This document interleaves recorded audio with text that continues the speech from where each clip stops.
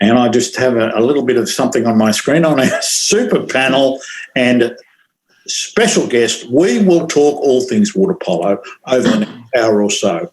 Right, things have got to get better from now. Speaking of our panel, it's a lot better than I am. Very good evening to the former Australian Olympic representative and men's team coach, coming to us from Canberra tonight, John Fox. Good evening, Ian, and thank you for inviting me on again tonight. Looking forward to it. Yes, I'm in Canberra and should be in New Zealand at the moment. We unfortunately had to call off the proposed tour for the Borno 102s, and rightly so. But and tonight we're going to focus on the seniors, obviously, but just a shout out to the juniors, especially the Borno 2s. They've had a really rough time. World Champs cancelled last year, not being able to travel this year. And my advice to them and encouragement to both the boys and the girls is to hang in there. You guys are going to pull through this, and we're looking at the Olympic team tonight, but 2032, these guys are going to be in their prime. So, it's hard for them at the moment, but let's support them. Well, they haven't got much choice, have they? So good advice. Okay, joining us from Melbourne now is Australia's doyen of referees, Danny Flav. Hi, Dan. Hello, guys. Thanks once again for being on the panel. And it's certainly lovely to be sort of out of the COVID, where you guys now are back into the COVID lockdown, guys. Oh, yes, joining me now from COVID City. That is, it's like Sin City, isn't it, Sydney? The referee, coach, guru, Phil Bauer. Hi, Phil. Hello, Ian. Yeah, from the Bondi cluster. Not getting any better at the moment. Just like to endorse John's words. In 2 weeks' time, Taryn Woods and I are supposed to take 2004, 2005 team of girls, and the 2005 boys were going to New Zealand. There'll be a decision made on that later in the week, but it's not looking good. Okay, no, it's really an unfortunate situation, isn't it? Now, so we've heard about Foxy's trip to New Zealand. That's gone. The proposed boys 03-04 camp on the Gold Coast next week. Now, we've also had to kibosh that one as well, just because of the state border restrictions. So, unfortunately for those guys, we'll just plan now for certainly with the 04s. We'll plan towards Adelaide with the national titles. So, Phil, the 03 and 02 girls teams, what's their situation at the moment? Same? So the 03 girls were supposed to go away at the same time as John's teams, so they've been cancelled. 04 and 05, it's going to be decided Wednesday or Thursday. Right. Okay.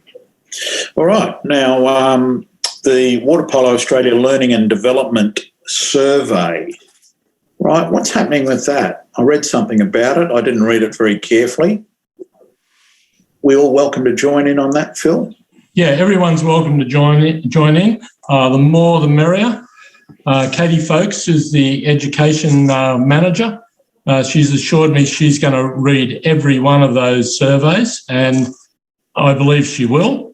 As I think after 2 days, she'd had more responses to that survey than the last survey they put out probably 2 years ago. But I've done it. It's really good. And the ideas you put up will really be looked at. So, Phil, I've also done it, but I can't remember the shut-off date or the close date. Can you remember that at all? Just to put No, I can't. I think it's the end of the month, so a few more days to go. But I'd urge everyone to open it up and fill it in. Our special guest tonight, Elvis Fatovic, coming to us in a minute or two, right? Any goss about his replacement in the future after the Olympics? That's just a follow-up from last show. I thought you might have your finger on the pulse. I don't believe they've advertised yet, but you never know what's going on. Right. Yeah, no rumours heard from me, men, which is unusual. It's all very quiet. All right on the western front. Okay. Yeah. On the southern front as well. Now, talking about the southern front, right, Australian Water Polo League, Melbourne team or teams. What's the latest there? You got committees going or something, have you, Danny? Yeah, we have. We've got a high performance committee going. There's 6 of us on there. We actually had a meeting tonight before this Zoom meeting. We've put our expression of interest into Water Polo Australia. I believe they need to give us a formal response by the 30th, and I think the clubs also, or the National League clubs, have to vote by then as well. Phil, you might be able to give a bit more clear of that. The clubs have to vote by then. You remember? Not sure about when and where the clubs vote. What I did hear is that Victoria's got a lot of money. Is that true, Danny? Mate, just rumours, mate. Rumours are plenty, and if it helps us get a national team in, then definitely yes, we've got plenty of money. All right. How much money do you need? Enough for 2 teams. Okay. All right. I'm not sure you'll get huge numbers from overseas, but, No, as long as we've got enough money to get our teams in, and we've got plenty of players that are ready to play. That's the main thing, Minnie. That's fantastic. Well, look, on the serious side, Australian Water Polo needs teams from Victoria in the National League. I mean, Absolutely. Otherwise, it's not a national league. City of 5 million people without teams is just, that's laughable. It's been horrendous. And they've got enough Victorian players playing everywhere else to field to definitely the boys' team, if they could get all their players back, would be very strong. And the girls' team would be competitive if they got all their players back. Yeah. And that would be really good for the sport in Melbourne, not so, Dan? Absolutely. And it'll give a pathway. We all talk about pathways nowadays. There's a pathway for our juniors to come through now that they won't need to go interstate to play for other National League teams. They can stay in Melbourne, and the pathway's there for them. Right. Will it be the Melbourne Magpies? Or they seem to support everything else, netball, etc. Absolutely. As long as you've got Magpies in there somewhere, Victoria Magpies, not a problem at all. So. Okay. Well, time for what we're going to spend nearly all the show on tonight is a very, very special guest.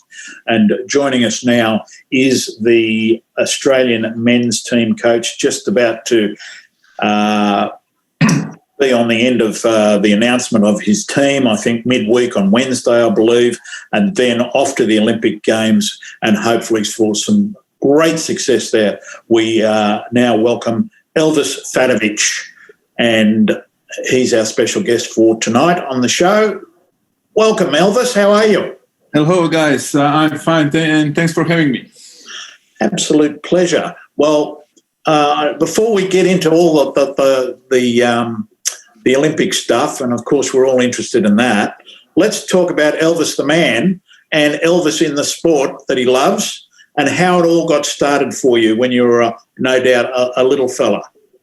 Well, I'm coming from the Dubrovnik area, which is very famous for the water polo. I mean, water polo means there literally as rugby here. Like when everyone yesterday, for example, waited for that state of origin, that's the same passion and love for the water polo in Dubrovnik. So I grew up in one place 20 kilometers away from Dubrovnik, Cavtat, when is a little bay. I think Flavi has a chance to be with us there a couple of years ago, and that was that you have actually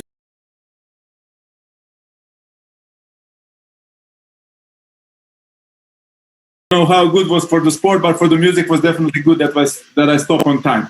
So that was good for them. But and that place is also very famous because, for example, in London Olympic Games, you had 3 Olympic winners from that place who started to play water polo, and they are very famous because they have like a great development school. And then naturally, when they are a little bit older, depending, sometimes when they are 14, 15, sometimes later, you're going and play for the Juk Dubrovnik. And then you probably have, if not the best, one of the best water polo schools in the world. And that's how actually everything started. And I was a kid when I started in the beginning of 80s, which was actually the time when you become first-time champion of Europe in the club competition when ex-Yugoslavia won the Olympic Games in LA. So it was like really easy to fall in love in this game. Okay, Phil? How old were you when you when you played in Jug's first team? I think that I was literally, but I was more like video analyst. I know that on that time I was carry that heavy old video camera with the team. We played some 2 guest game in Split, and I think that someone was sick or that, I don't know. Anyway, it was a long time ago, and I think in '86, so I was 15 and something when I played first time. But actually, since I was 16 years old, I had my spot in that team, which on that time wasn't like so strong as later, but it was always very competitive. For example, that first my year we played semi-final of the European Cup winners, so which was like a really strong competition.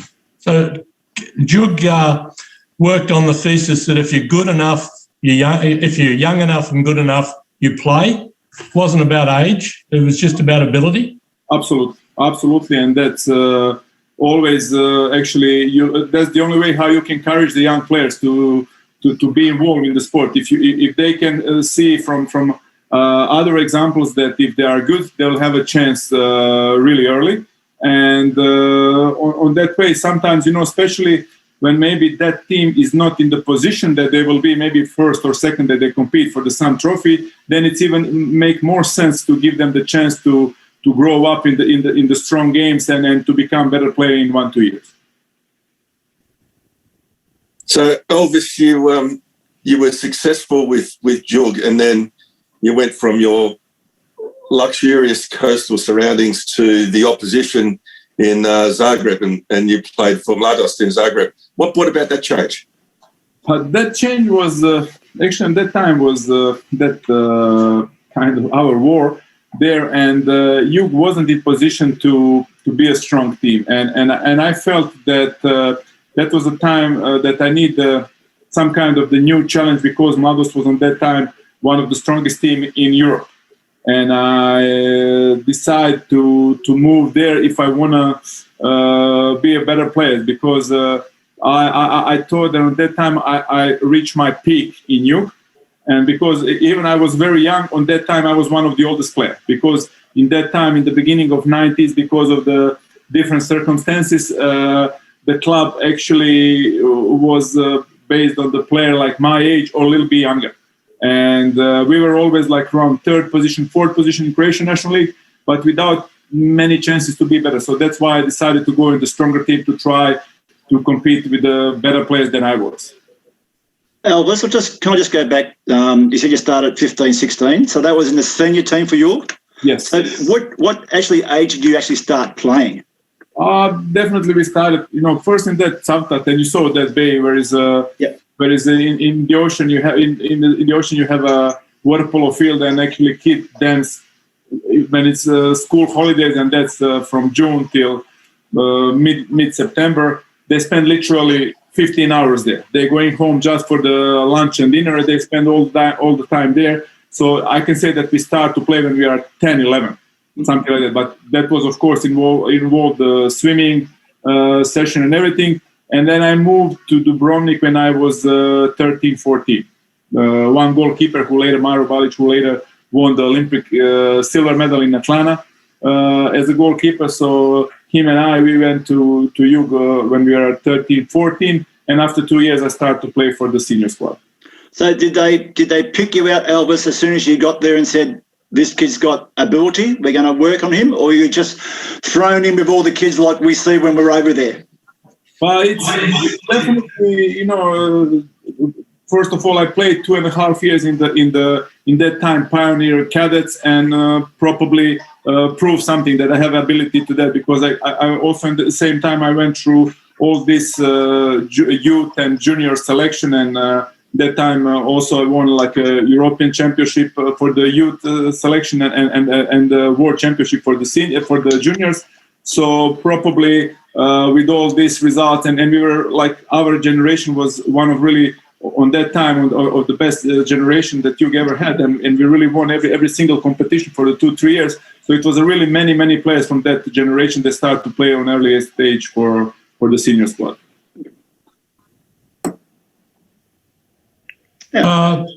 So you returned to Jug and then captained them for 10 years. You won 5 Croatian championships, 6 Croatian Cups, 2 European championships and 1 Europa Cup. What was the highlight of that?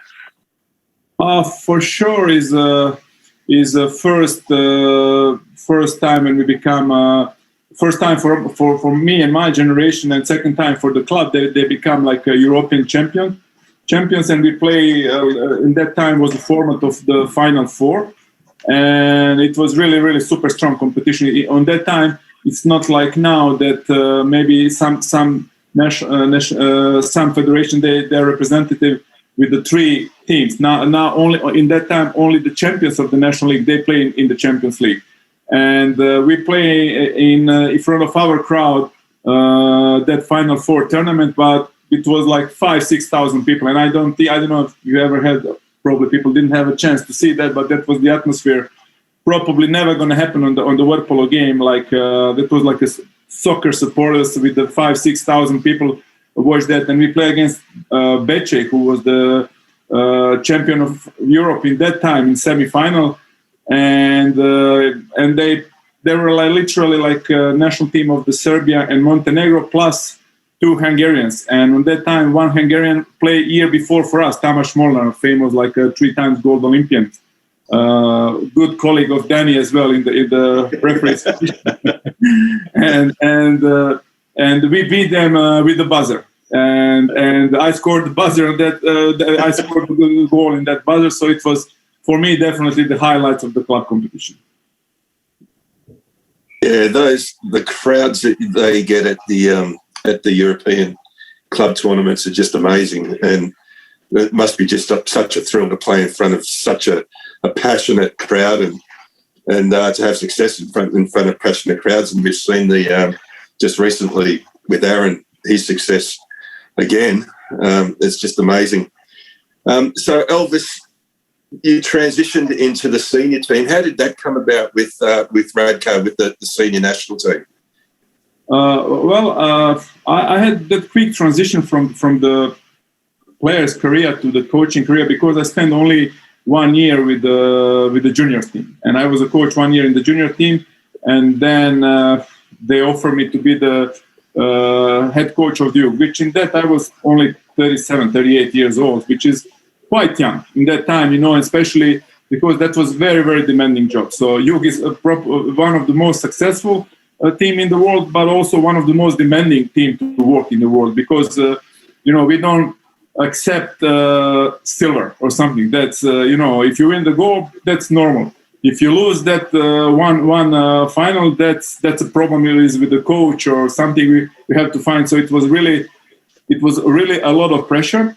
And I must be honest that probably on that time was, for my career, was really good that on the same time because Jug was so strong and we won like couple like national leagues and everything. But I needed in that time someone to be some kind of mentor because I didn't have that in my club. So it was really privileged for myself and also now Vjeko Kobeščak, who is the head coach of the Jug Dubrovnik. 2 of us, we were assistant coaches with the Radko for the 4 years, and that was something so valuable for us on every different level to learn from the best, definitely the best one in the world, the most successful coach in the, not only waterpolo, probably one of the most successful coach in the history of any sport. So that was so valuable to see, to have a little bit wider view on the things, because it's not only what's happening in the water, so many other things outside of the pool. And I think that's something that you can, I don't know, it's hard to explain how that was valuable for us. So, Elvis, were you when you were coaching, and obviously very difficult job to coach Jug, were you identified by Radko and to basically asked to come along and work with the national team, or did you make the approach? How did that work? I think that comes from the federation, but in the federation you have the people from each club, and obviously they try to identify. And I think it's very actually important the people who are ambitious to do something later in the future with their career. And same as we're talking how we need to identify the players, I believe it's also maybe even more important for us to identify the potential quality coaches. So I think that come from that side, definitely. So, Elvis, I was sort of on the same line as Foxy asking that question. So did you always have it in your mind that when you finished playing that you were going to go into coaching no matter what? Or you were headhunted into coming into coaching? And actually, on the same time,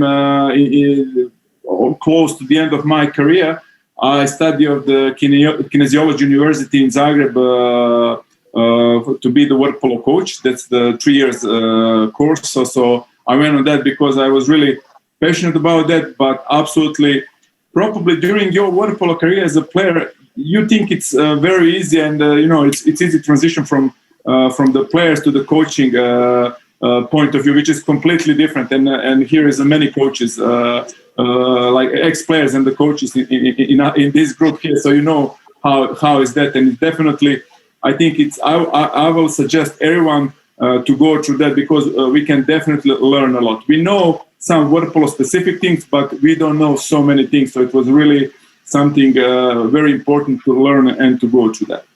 So while you're at uni, Elvis, were you coaching as well? No. I was just on that time close to the end of my career. I was because we're playing so many. Even my last game in my career was the final of the Champions League in Milan. So I didn't have so much time to be a coach somewhere. But on that time, I was a couple times assistant in some juniors youth team in youth. Elvis, can I take you back to your national team playing career? Is it true you didn't get selected in the national team till you were 27? I played before. Actually, I was the first time. First of all, I played in I think 2 games for ex-Yugoslavia in the end of the 90s, the beginning of 91, before the World Champs in Perth. Like 3 players were selected. The 3 youngest players were Sinovic, Uskokovic, and me to be like some of the most talented kids to train with them. And then we have opportunity to play some tournament before the World Champs in Perth with them, because that was some preparation for us for the future. And then I was also in the European Championship in Sheffield in '93. But since then was some like hard to explain now. But then I moved to Zagreb, and then back to Dubrovnik, and it was probably my view and views of some other people are different, and I definitely can't say that I'm right. But I wasn't selected because of some of those movements, and then later I started to play again back. But in that time, even when Croatia won the silver medal on the Olympic Games in Atlanta, I didn't have a right to say that someone is wrong if they were so successful. Yeah, so you represented Croatia at 2000 in Sydney and 2004, but although your team was rated very highly, you didn't get very good results. Correct. Was there a reason, or? Yes, definitely was a reason, and I will say that we were the reason. That mentally we were not tough, that we were not prepared because first of all we didn't go on that Olympics to be one of the team who will compete, to be happy to be there. We went there to win the gold medal. And even in Sydney, we really played through the group system. I think that we played probably the best water polo. In that time, we beat Hungary in the group, who later easy won the Olympic Games. But on the crucial games in the quarterfinal, some things because some of the players had the flu, but I will say that was the problem in us, in the players, that we were not mentally prepared for such a tough game and I believe that was our mistake. And I will say that our generation, I think that we make too many mistakes on that big competition. We won some medals, but definitely not enough according to our talent. But I would definitely say that was our fault, that we didn't work on some other thing, not only in the pool. We were not mentally prepare for the tough situation, and that was a problem. So Elvis, what happened in the aftermath of that? So you obviously disappointed as players. The team was disappointed. What happened when you got home, and what did the Croatian? What did you do to basically correct that? But to be honest, it's really hard, and you need some time. Definitely, I believe that that probably we spent like 5-6 months that we were not very useful for the club environment, because European competition it's like what we probably have a little bit too short, and they have too long competition. So you don't have a time to think what's happened. For example, in Sydney, because the National League starting in September or October, and then you don't have a time to think about what has happened. But definitely, because as I said, we won the gold, not to win the medal. We won the gold, and then we finished, 7th, and that was a huge disappointment. And thankfully, that the main things all April, May. So somehow after the Olympic Games in Sydney, in the beginning of the year, we were terrible. But as the time passed, we become better and better, and we won that year. That in 2001, we won the Champions League, the National League, after 20 years for our hometown. So actually, that helps you to recover. Yeah, fair enough. So I'll take you back to, so you finished playing and then you moved into coaching. How did you find that transition? Was it hard initially, or did you get supported very well to get into the coaching role?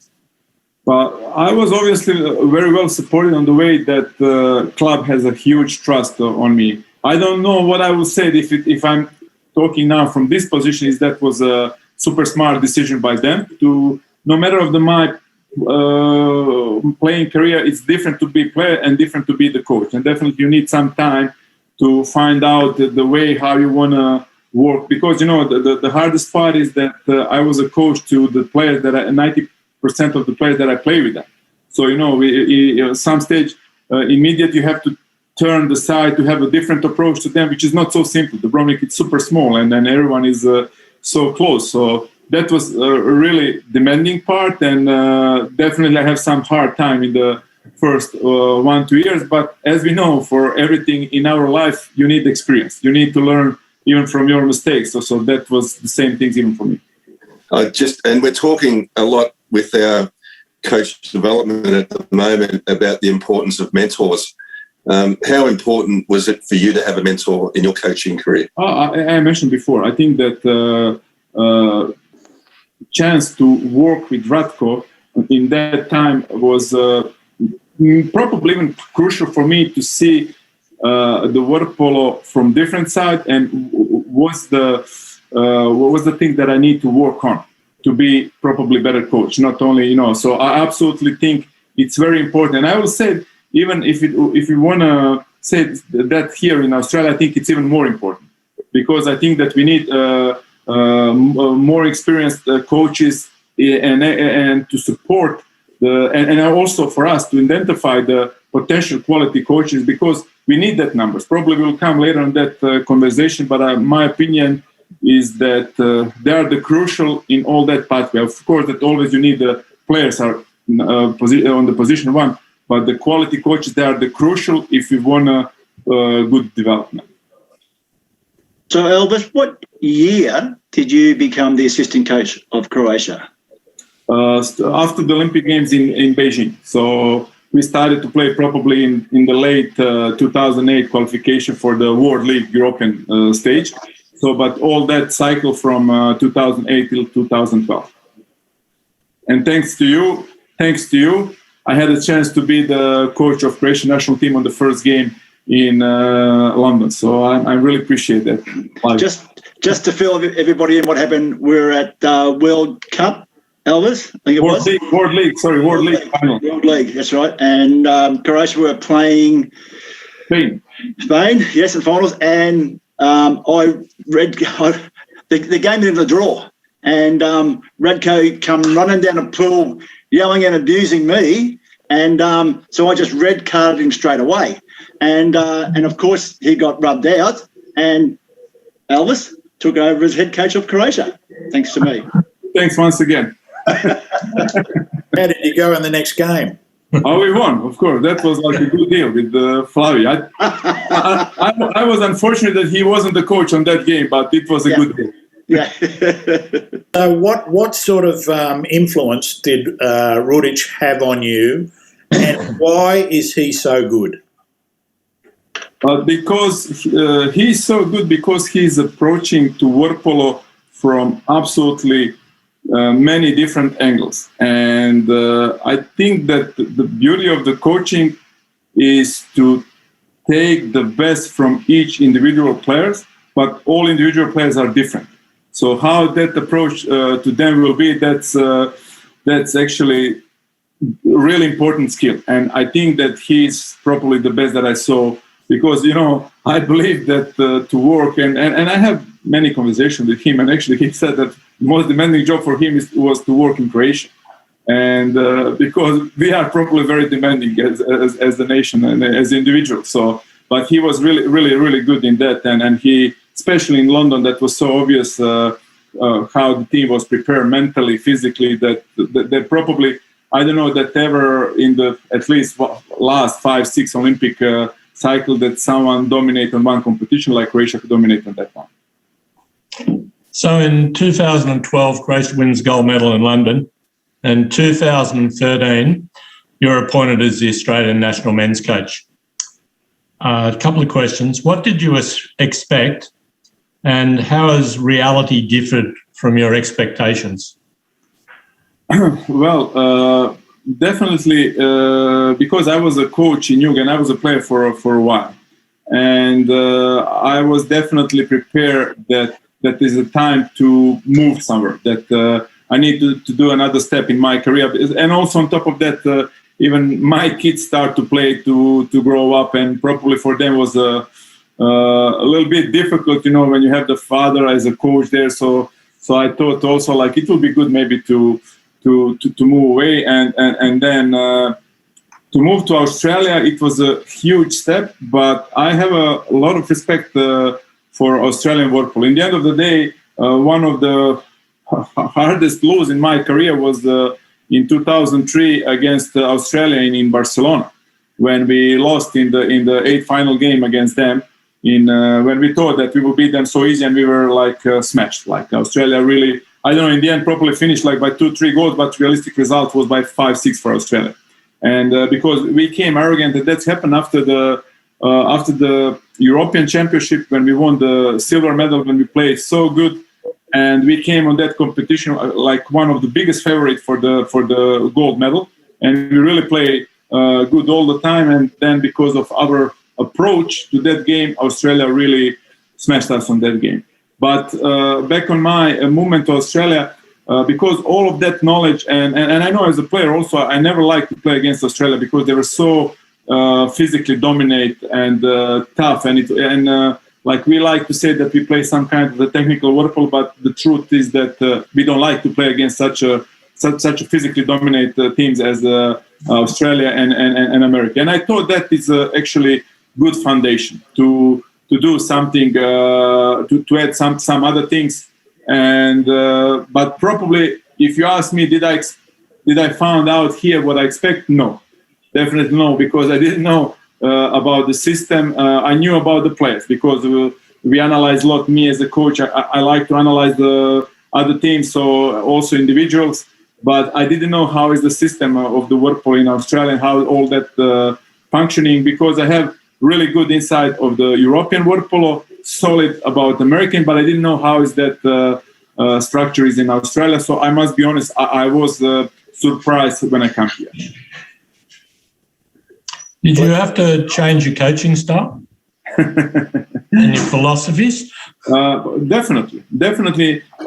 Not actually about that, but to approach the players on the way, because many of them or they study or they're working. So work polo is not their full-time job. That's maybe second, third things in their life. But their approach to that things, for example, I know sometimes when we had the early session at 5:30 on Sopak, I was like confused, like, what's this? Like how they can function? And then you see them that they wanna, when they come so early, okay, let's do that best as we can. So I was really impressed with some of those things. But generally, I didn't know how long is the water polo season, National League season here, how all those other things they function. So definitely I needed some time. I think that I need a lot of time to understand all those things and to try to find the best possible way for us as a team how to function. So Elvis, going into Rio in 2016, we went in with some really good form. Do you think that we performed as you expected in Rio? And obviously not, because we didn't go through, but what was the lead up like and what happened in that tournament? That tournament, it was that was a really weird tournament. If we talk about the result, it was so many surprises, like that Brazil, who is actually at that time really, really good team, because they bring like 6-7 foreigners. But one of them was probably one of the best players in the world in the last 15-20 years, Felipe Perona. They bring like one really good coach. But, they were a really solid team. And they beat us, but they beat Serbia. And, that was probably the game where they beat us actually can happen, because they are really a strong team. They play at home. But based on the other result, if they didn't beat Serbia, we'll be in the quarterfinal. And because they surprised Serbia, we lost. And then you saw that in the game with Serbia in the group system, that we were like till 3 minutes before the end, we were I think 9-9 or 10-10, something, which is a result that we're going through. And then we lost because they had like more. I mean, they were the best team in the world, but they in that time they struggled in the group stage. They struggle, and then if you notice that last game in the group system, that in other group everyone tried to avoid Serbia in quarterfinal, and actually that fact give them like no one wants to play with us. So, and then they demolish everyone from quarterfinal, semifinal, final. So it was really tough group. When we played draw with Hungary, we beat Greece and Japan. But that result with Brazil, especially that Brazil beat Serbia, was a big surprise, and that was like a little bit too much for us. But it was a good, strong tournament, but result wasn't as we expected, definitely. So Elvis, before the Brazil game, and of course the games were in Rio, did you speak to the players about the spectators and how much influence they might have over the game? Well, to be honest, we talk about that, and because we know how Brazilians are passionate for the sport, especially through the football and some other, but generally that South Americans are very passionate about the sport, and they have the Olympic Games at home. Then we knew, that Brazil in that time, they spent 2-3 years almost all the time in Europe. They play in some of the best team in the world. They spend as a team, they spend a lot of time together. So it was, we were prepared for that.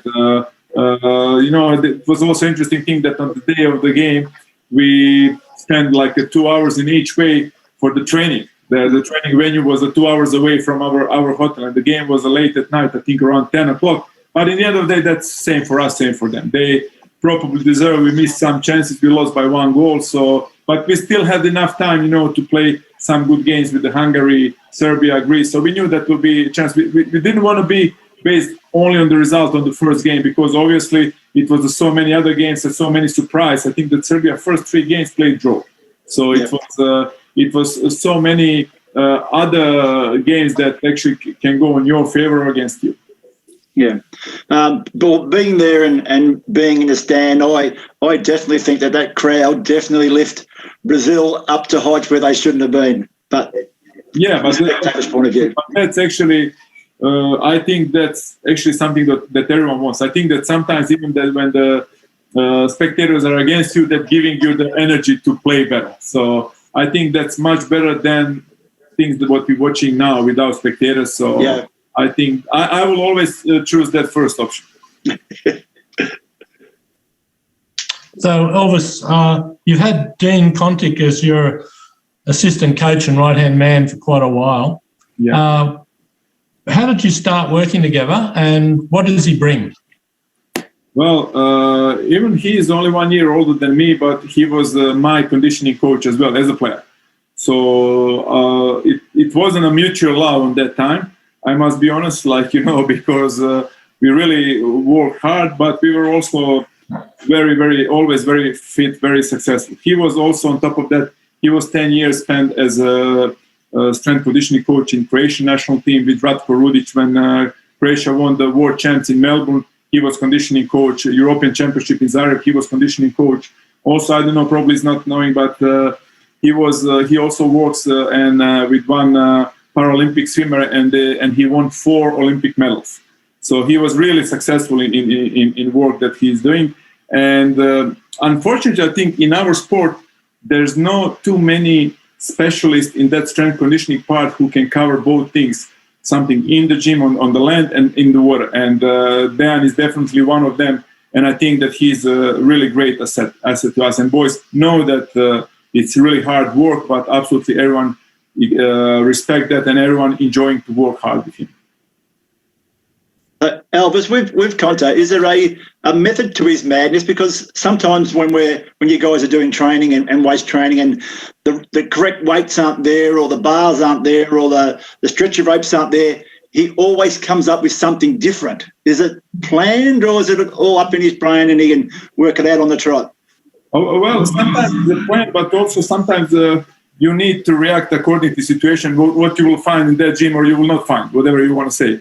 And he's really skillful in that way, and he always finds a way how to create the training, and that's also one of the reasons, because we know that how our sport is very specific and hard, because if someone don't have a knowledge about how our body reacts in the water, they can't really help us with the pool session, and he's really very familiar with all of that, and absolutely he has a full respect of all of us here.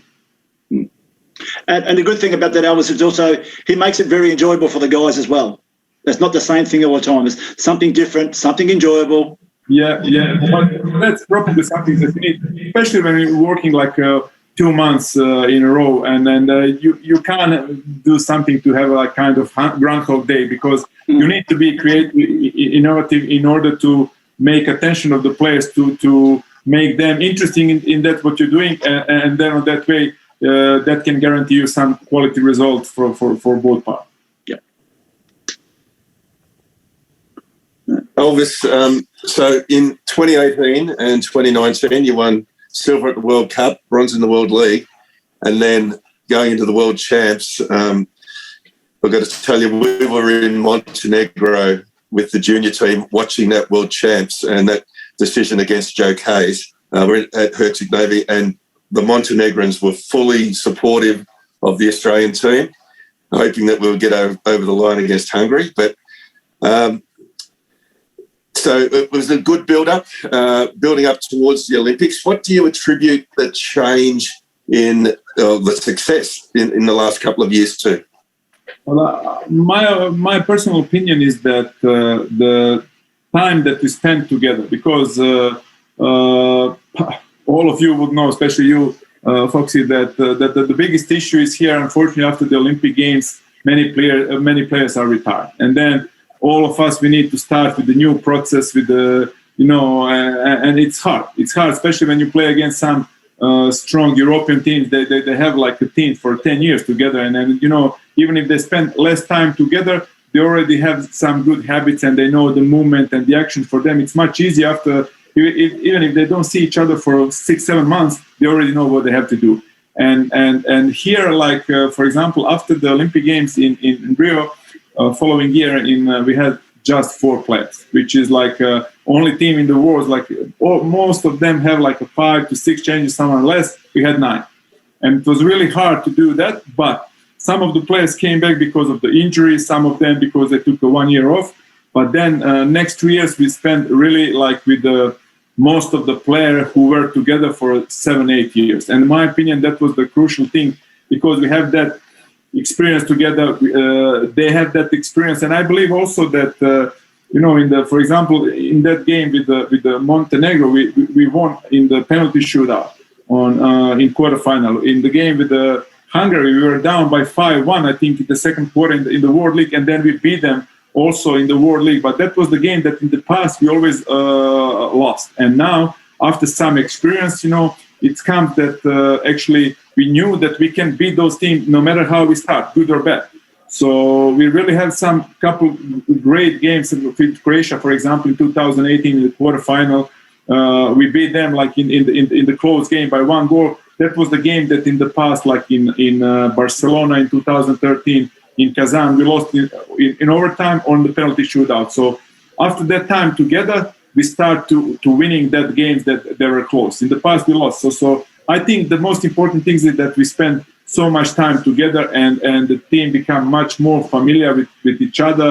What's our weaknesses? What's our strengths to use that? And we really have some couple great players. And generally, I believe that we as a team, we are strong as the weakest link is. Like, it's easy to say. Like, it's very often to say, but I believe that we really have a good bunch of the players, and we're really keen to represent. And it's really it's a pleasure to work with them. Even now, in this very demanding time for us, that we didn't have a chance to play with anyone almost a year and a half.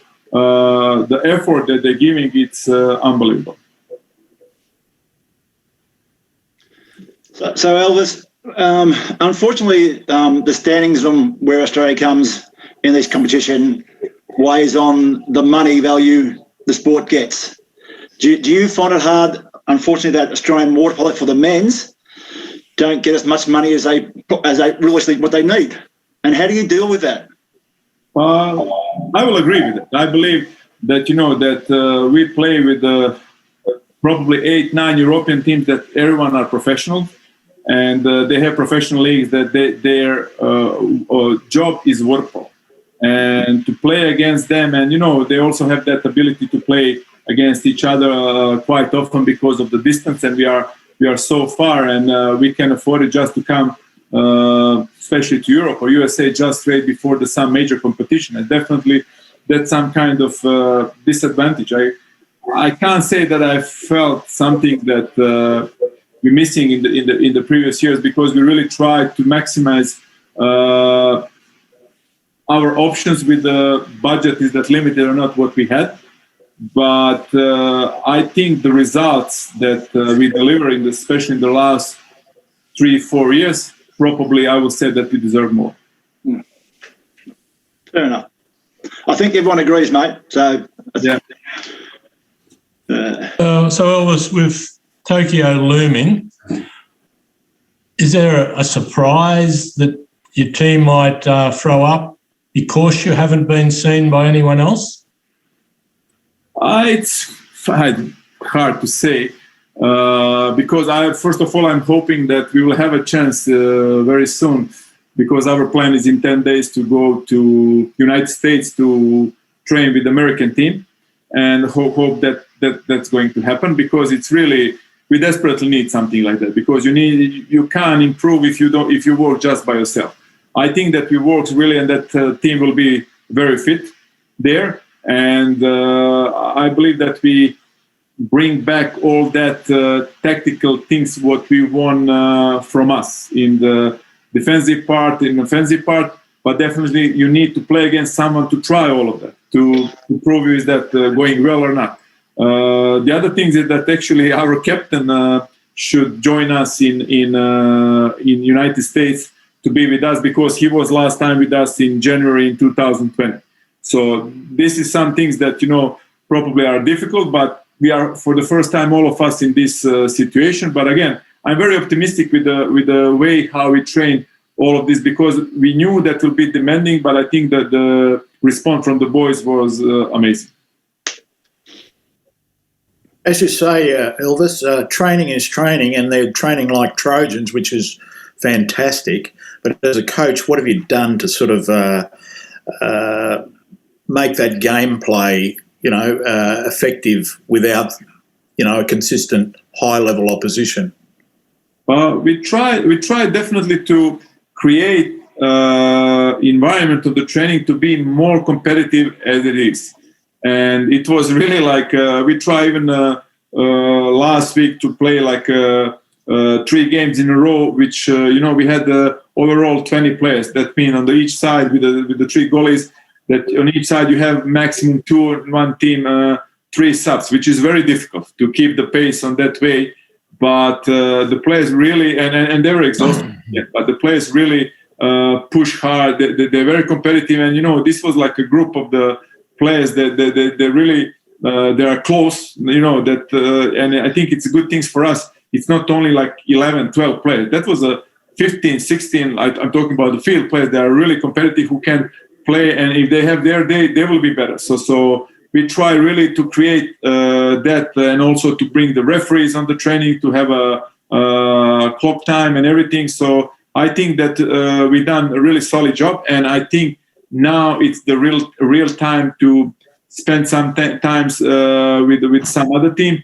If that's going to happen, the American team is really great teams to train with, and hopefully also we'll have a chance before the Olympics to have a couple of scrimmages with some other teams from the other group. So Elvis, on the screen at the moment, the groupings, and by far the hardest group is Group B. Can you explain to the listeners how you qualify to go forward? We qualified.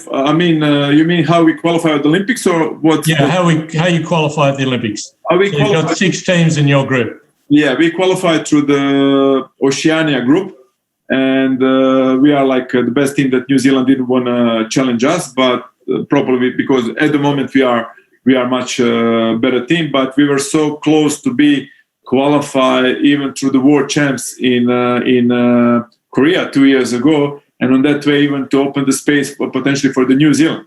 So, but as you mentioned, maybe on the paper looks that Group B is harder, but my opinion is again that if you want to deliver some good result, you have to beat some of the best teams. So is it the top 3 to go through, or the top 4? Top 4 going into the quarterfinal. Right. So you're going to tell us if you're going to target any one team? No, we will just be focused on everyone. That will be good, and then we can have an easier one in quarterfinal. But definitely, there's no easy game. On the way that probably, let's say, when we talk about this group that we play against in that group against Croatia, Serbia, and Montenegro, which probably have like a similar style of the game, like with the quality center forward, quality left-hander players, and tough teams. Spain plays some different style. They are a much faster team, much more mobile. They're doing more drives, really good in counter-attacks.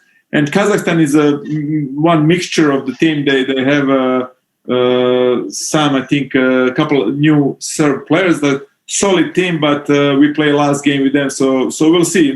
It's definitely a team that the Olympic game that we play against the Olympic champion and a silver medalist. But as I said, we will go game by game, because I think, and I said that before, my opinion that we have on these Olympic Games, we have 8 to 9 teams who wants to win the medal. Can I just follow up with one question?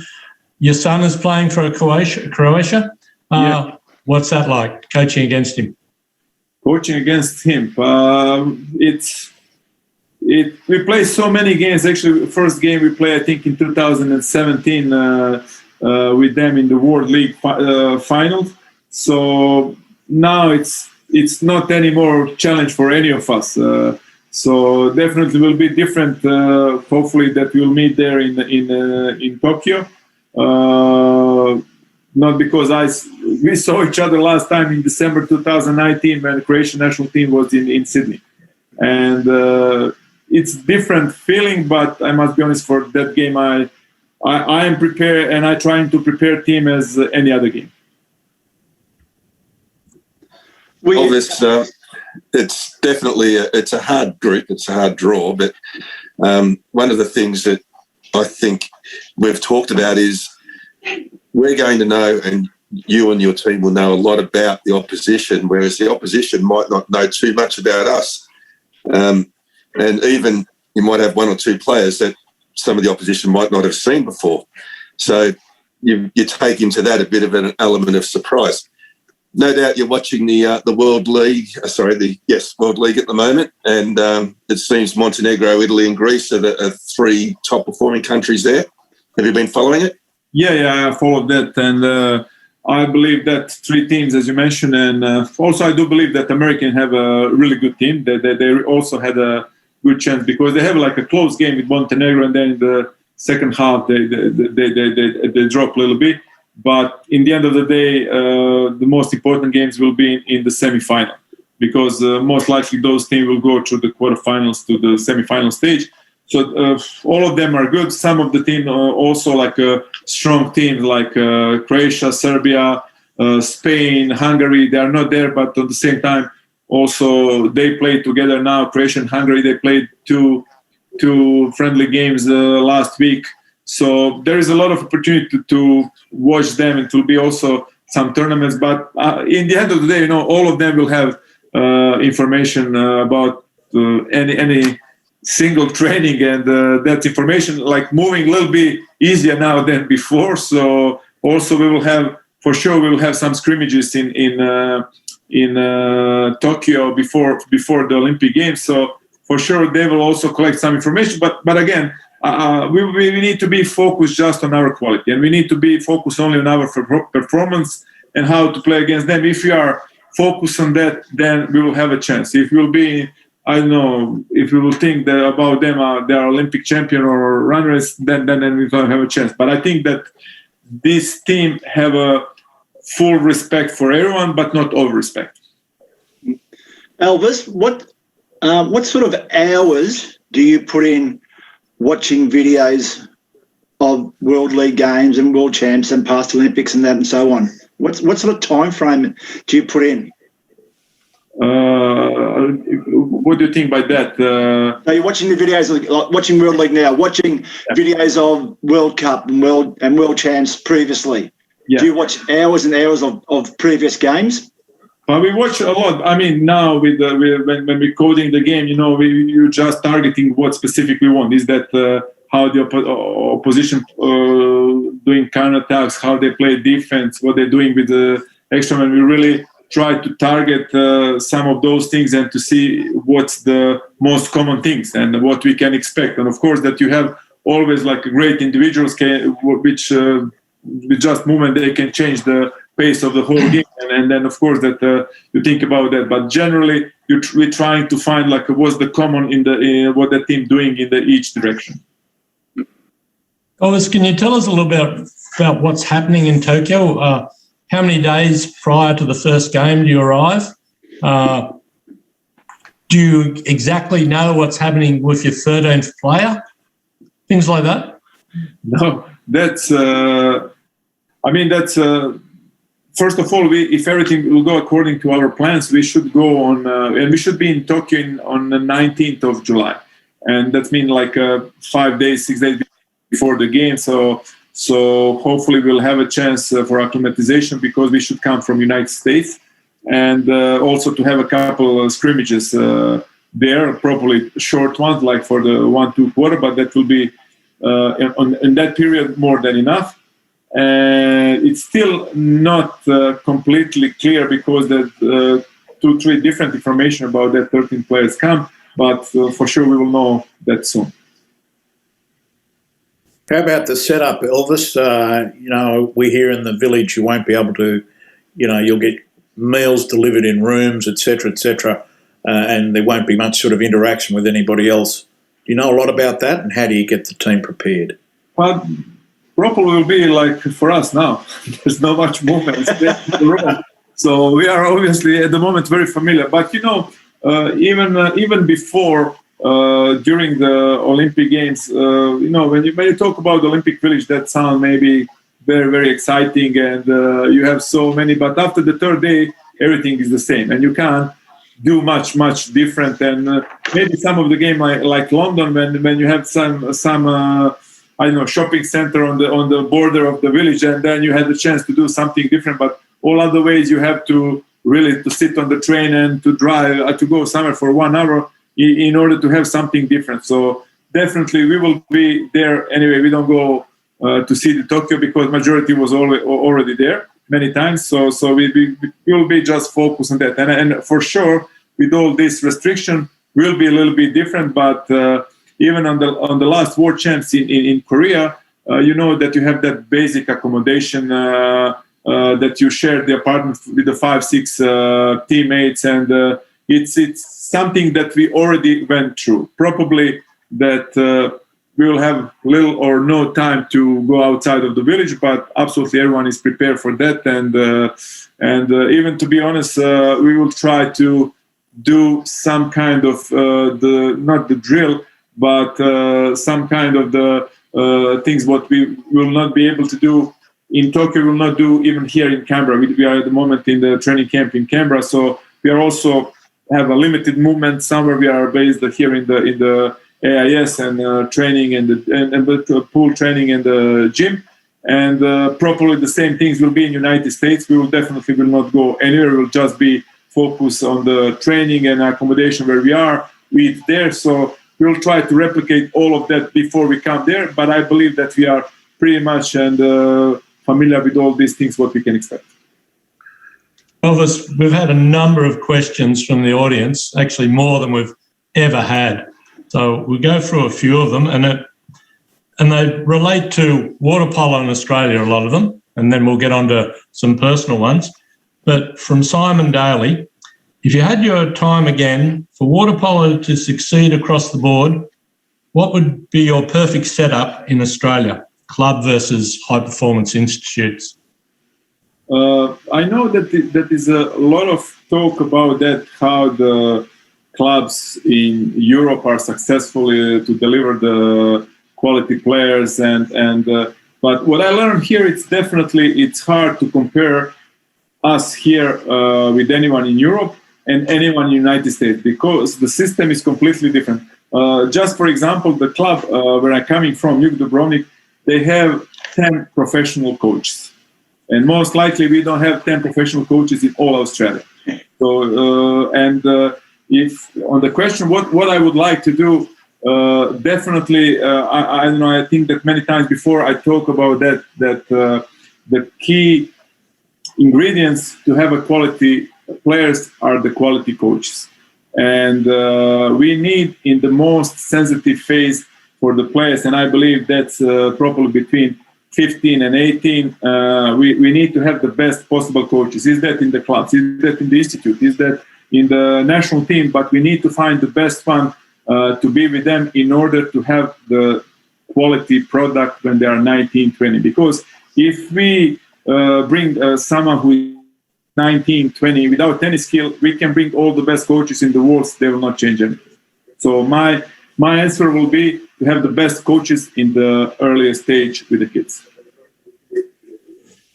Okay, we've got one from Gaz.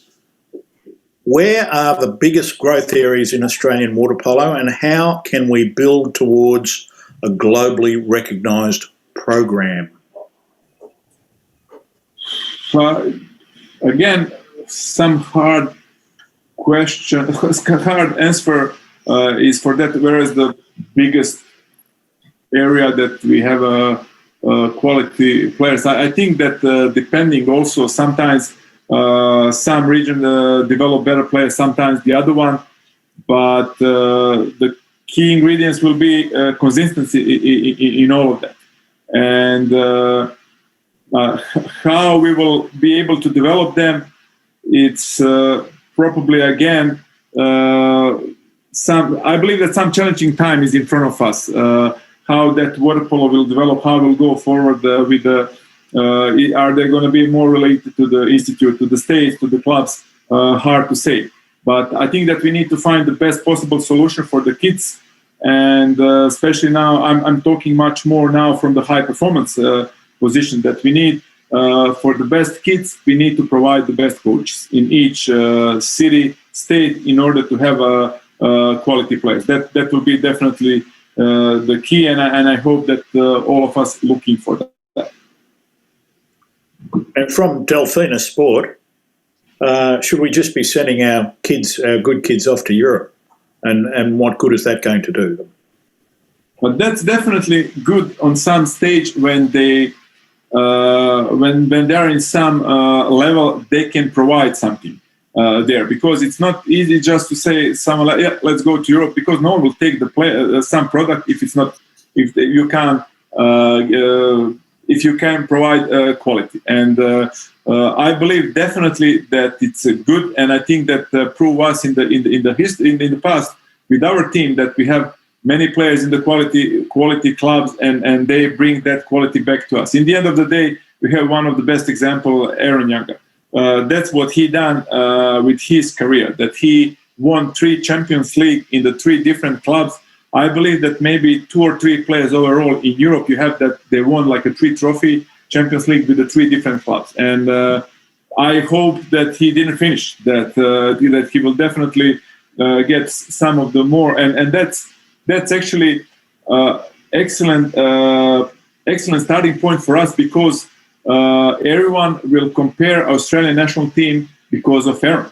Everyone will believe that we have a quality players like him because he provides so many quality, because he's the player who can cover absolutely every single position. And that's something where new modern world polo going and new modern style looking for, that not only player who is only center forward and only center back, that you need the player who can cover more position and to be quality on each of them. So that means more utility players. So that's something that we need to looking for. But again, my opinion that we don't need to send too early someone overseas.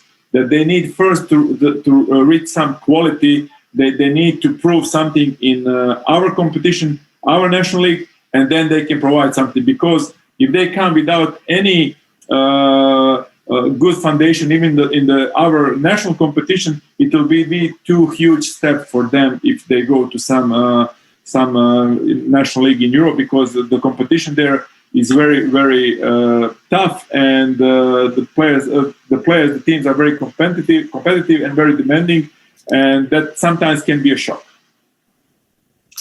Elvis, I've got. Sorry, Ian, but I've got 4 questions. They all come from me, not from the audience. Okay, you're a good viewer. Okay, so it's just been announced that you've signed a 3-year deal with Barcelona. Does that rule out coaching internationally? And are you going to keep your Australian citizenship? Will you be signing any Australian players to go with you? And if you can answer those, I've got one more after that. Okay, so yes, I will keep Australian citizenship proudly. That's the first one. Then there is probably there's going to happen that some Australians will go to Barcelona as well, and definitely I think that in this group of the players that we have a really quality and potential player who deserve to try something new, some really bigger challenge in order to bring even more quality to the national team. So, but also, me personally, before I really try to be mindful when we sending the players overseas, because sometimes the clubs, the coaches, the board, they can be rude, and we don't want that experience with our players. We want them really like some quality environment they can really enjoy and work quality, not to be stressed from the beginning. Even that's also kind of the good training for the later success in the sport, because we need to find a way. As I said, my generation, when I played, we were not good in that. We didn't react good in that. So I tried to find some better way for my players, like to better react in that situation. So that's some of the things. And again, back on your question, one of the first of that 3-4 was definitely me personally. I become really addicted on Australia. I like that to train and work with the boys here. And absolutely, I will keep every possible connection with the work in Australia. Is that in the club level, national team level, absolutely I will try to support on every possible way, because I had such a great experience, such a great memory here that will be always part of me. Yeah, my final question, and it's not an easy one. Did the uncertainty of funding in Australia play a part in you moving to Spain? No, not definitely. It is something that annoyed me in some way, and but not because of me, more because of the boys, because I think that they deserve much more. But even because of that, I'm even more proud with their reaction and their effort, what they're doing. But definitely that's not the key reason that I'm on. So, Elvis, you've worked a long time with Conta. Will you take him with you? I think this was I spent too much time, too long period with him in the club, in the national team. So no, this is different. This is different. I'm joking, because you also know how I respect him and what I'm thinking about him. And definitely he's not here because he's my friend. He's here because his expertise is unbelievable. And I really, I like to work with the people like him. And but as you know, he is a professor at university, and he is available only during the summertime, so which is like perfect for us, because all the major competitions are in the European summer, so he's available. But during the year, he's professor, so he's not able. But that I will always have advice how to train less with the player. I will call him. Okay, Kristen has asked, what are you going to miss about in Australia? I think you've answered that. But what about the general lifestyle? I mean, it's not a bad lifestyle in Barcelona, so you're moving from one coastal area to another, but obviously Sydney's a nice place to live too. Definitely. You said that with so much empathy that I almost start to cry. But I'm really enjoying it. I'm really, this was really hard decision for me, because I really, as I mentioned before, I enjoy here on every possible level. On the professional level, I enjoy to work with these boys because of their dedication and everything. Then to talk about the lifestyle here, it's unbelievable. I grew up also in Dubrovnik, in the beautiful city. I grew up all my life. I live near the ocean. And I have that privilege to live here in Bronte, and I use almost every single day to be at the beach. Like I will miss that part for sure, but I can say also that I'll be back. Oh, that is good news. Okay, and just for the people who don't know Barcelona, Barceloneta is a district in Barcelona. Is it a bit like sitting at Cafe in Bronte or maybe Dubrovnik, where you were before? Yeah, it's really nice. Even I don't know. Maybe someone shared with the board member from Barcelona. Maybe someone shared the experience that I had here. So when they called me, they also said, I also sitting in my office and I'm looking at the beach, same as you, every single day. And like that was like a starting point of our conversation. So it is really nice city, and it's really probably the privilege in some work polo career that you have a chance to live in Dubrovnik, Sydney, and Barcelona. So I'm really grateful for that, and it's really great. And I must be honest, I'm also same as I'm excited to work with these boys. I also have a huge respect for some things what the Spanish national team, what the Barceloneta doing for the players who's playing there. So really, I believe it's some exciting time for me also as a coach. And again, I would say maybe I felt that in my professional career, maybe it's the time for some new movement in my career to try something different. Because one of the things I will say that maybe is also because also unfortunately with this situation with the COVID and the borders are open, you have also some limited time to visit, and I have still a lot of family there. My mom is there, so this is also some of the reason that I decide what I decide. Do you speak Spanish, Elvis? Not enough yet. I will need some lesson. You're learning, huh? Yeah. Elvis, just last question for me. From your playing career then into your coaching career, who is the best player you have seen?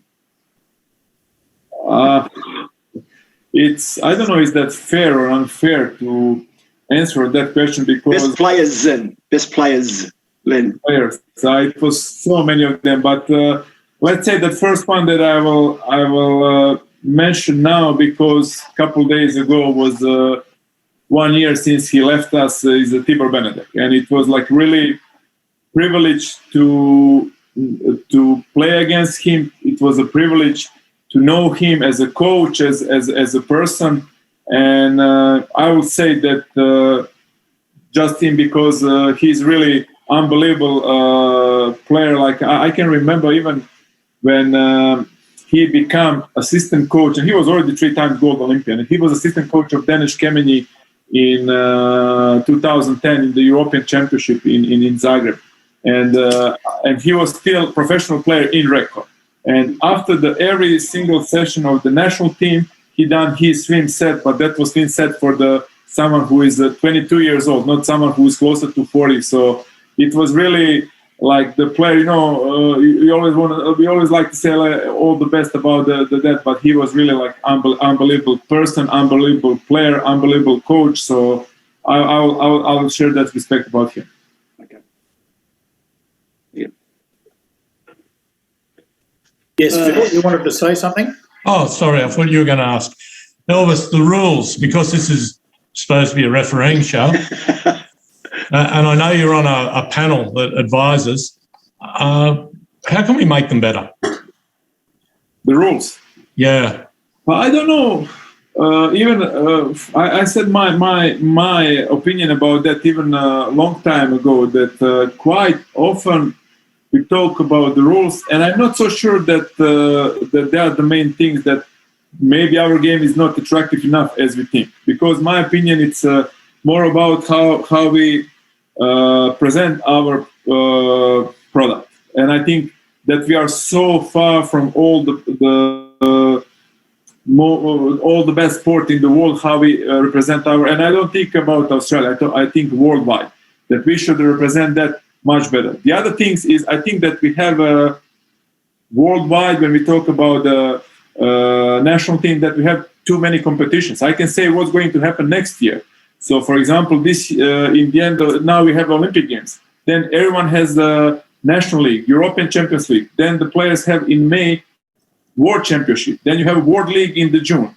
Then the end of the Champions League. Then you have European Championship for the national teams, Asian Championship, and we have a World Cup. So the players should play that in the 12th month. They will be exhausted. What actually we want to see, even when we talk, for example, now about the World League, that some teams, they play 6 games in the 6 days. And instead to have the best possible competition last day, you have the lowest quality competition the last 2 days, because players are exhausted. So we need to find a way how to have the best possible game, how to players to be on the best level, and how to provide them time for recovery. Because on this time they are just like we're squeezing them more and more, and there's no more juice in them. So that's some of the problems. So my opinion, it's the rules are not definitely the biggest problem, definitely, and even with these new rules, I think that they are not good. That properly they're going in direction to increase the speed of the game. But I believe in even the old rules that they're not too bad if you were stick for them. But quite often, especially Flavi will know, and during the competition, interpretation of the rules is changed like 3-4 times. So no one is familiar with that. So that's a little bit messy. And I hope that water polo hopefully will go in that in the close future on better with that. But again, my opinion that we need to work much more on that, how to make that game more interesting with the maybe less competition, but with more quality competitions. Well, Elvis, that just about takes us out. We could talk water polo with you all night, obviously, right? We can only say to you all the best at the Olympics, all the best at Barceloneta, and with your future. We appreciate everything you've done in Australia over the last, 8 years or so. It's been absolutely fantastic. Thank you very much. Thank you very much. Thank you to give me opportunity to be your guest, and definitely will follow you and hopefully see you soon on some pool. Fantastic. And as you leave Water Polo Australia, I have to say it, Elvis has left the building. Gentlemen, Phil, Foxy, Danny, thanks, fellas. I couldn't help that.